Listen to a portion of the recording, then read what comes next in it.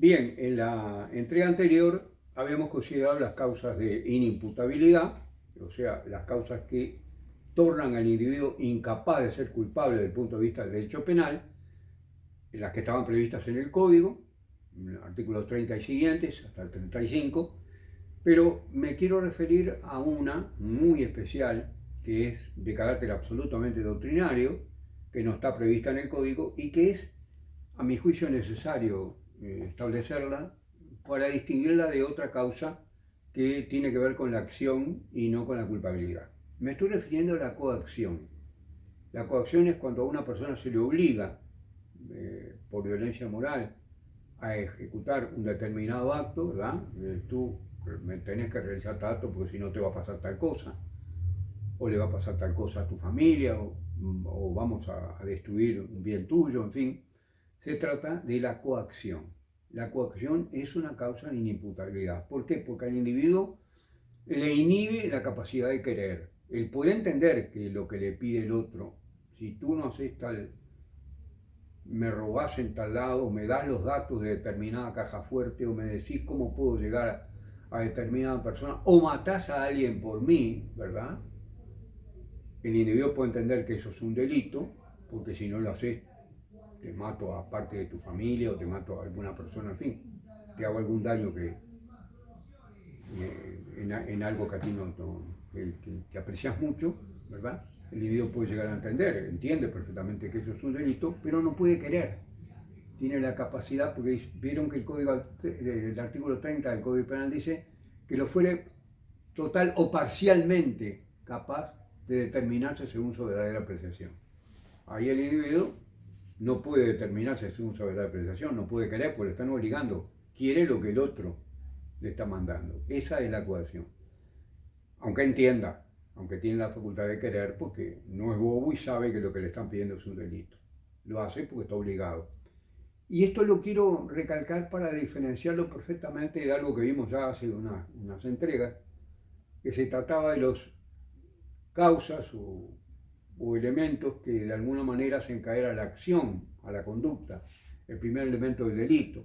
Ustedes recordarán que, y si no repasen esa entrega, que cuando hablamos de ese tema de las causas que hacen caer a la conducta, yo dije que una de las causas que hacían caer a la conducta era la de la fuerza física irresistible.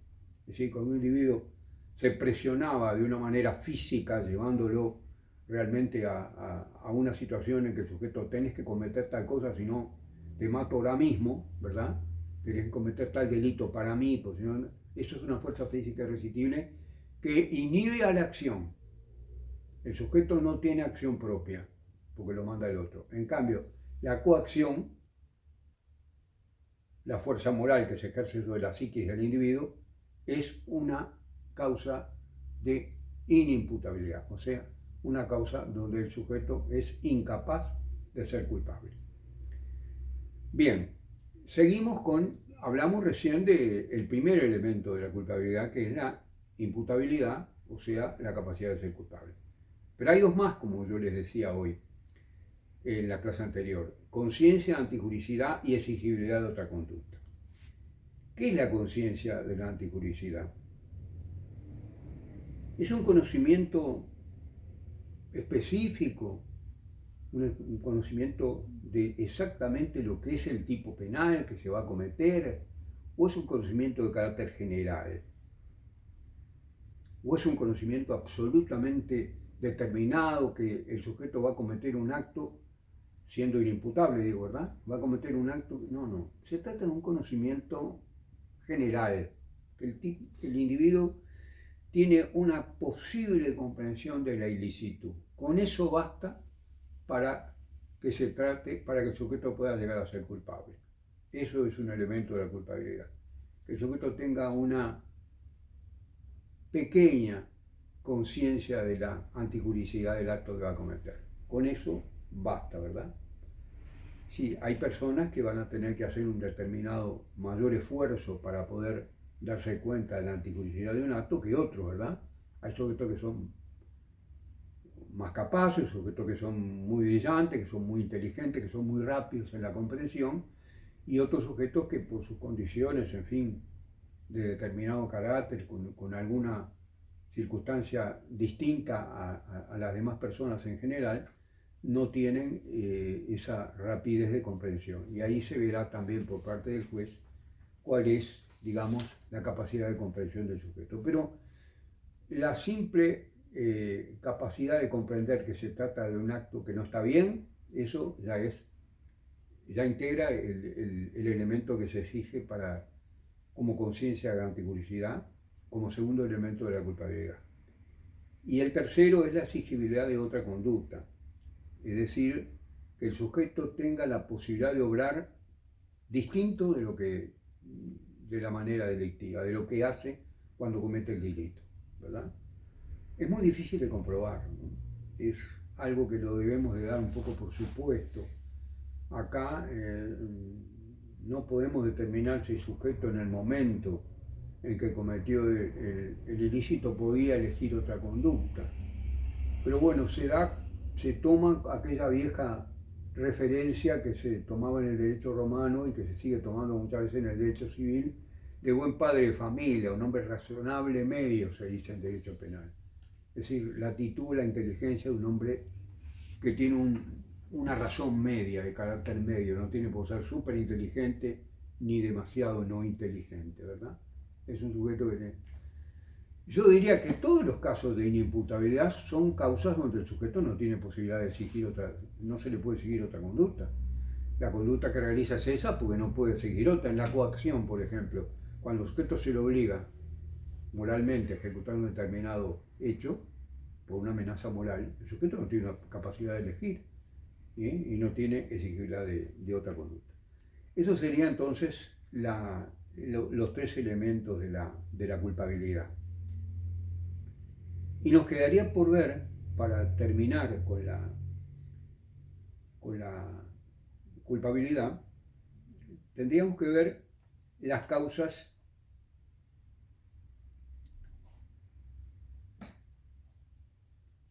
de inculpabilidad. Esto es algo que yo sé que a muchos de los que están escuchando, que están viendo esto, les interesa porque me lo han pedido. Y vamos primero a determinar qué es lo que dice el código con respecto a esto de causas de inculpabilidad. Y después vamos a hablar de algo muy interesante, que es lo que me han pedido, que después les voy a contar.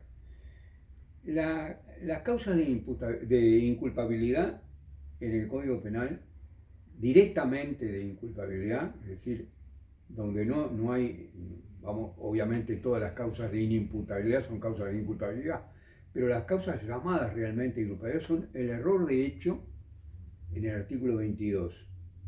Vamos a leerlo. Dice, el error de hecho que versare sobre las circunstancias constitutivas del delito exime de pena, salvo que tratándose de ese delito la ley castigara la simple culpa.